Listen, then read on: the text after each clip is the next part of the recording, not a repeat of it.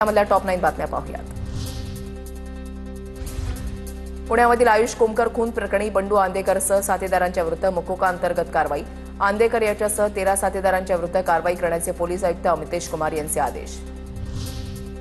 पुणे पालिकेच्या प्रभाग रचनेवरील हरकतींवर आजपासून सुनावणी। प्रभाग रचनेवर 5992 हरकती तसंच सूचना पुणेकरांनी नोंदवल्या। मागील 2-3 दिवसांपासून पावसाचा जोर ओसरला। पुढील 2 दिवस कोकण गोवा मराठवाड्यामध्ये तुरळक तर विदर्भामध्ये मेघगर्जनेसह हलका ते मध्यम पाऊस पडण्याची शक्यता। पुढील आठवड्यामध्ये राज्यामध्ये पावसाचा जोर वाढणार। रांजणगाव एमआयडीसी पोलीस स्टेशन हद्दीमध्ये कामगारांचे मोबाईल चोरणाऱ्या 2 आरोपींना अटक। 1,05,000 रुपये किमतीचे 8 मोबाईल फोन जप्त। चोपलेल्या कामगारांचे 4 मोबाईल चोरट्यांनी चोरले होते।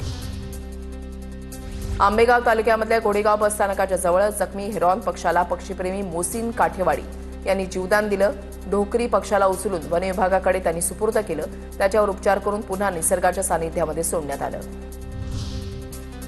बारामतीमध्ये वाहतूक पोलिसांकडून अवजड वाहनांची तपासणी मोहीम। 153 वाहनांवर कारवाई तर 1,58,000 रुपयांचा दंड। नियमभंग करणाऱ्या वाहनांवर कारवाई। पुण्यामधल्या खड्ड्यांच्या माहितीसाठी तयार केलेल्या पीएमसी मित्र ॲपद्वारे नागरिकांच्या तक्रारींचा ओघ।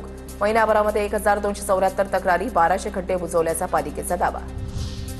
पुणे शहरामधील कमाल तापमानामध्ये वाढ होऊन तापमान 32 ते 33 अंश सेल्सिअसपर्यंत पोहोचलं। पुढील 2 दिवस ढगाळ वातावरण राहण्याची शक्यता, भारतीय हवामानशास्त्र विभागाचा अंदाज। पुण्यामध्ये कुत्र्यांची दहशत वाढली। मोकाट कुत्र्यांचा अनेकांना चावा। 1.5 वर्षामध्ये सुमारे 40,000 नागरिक जखमी।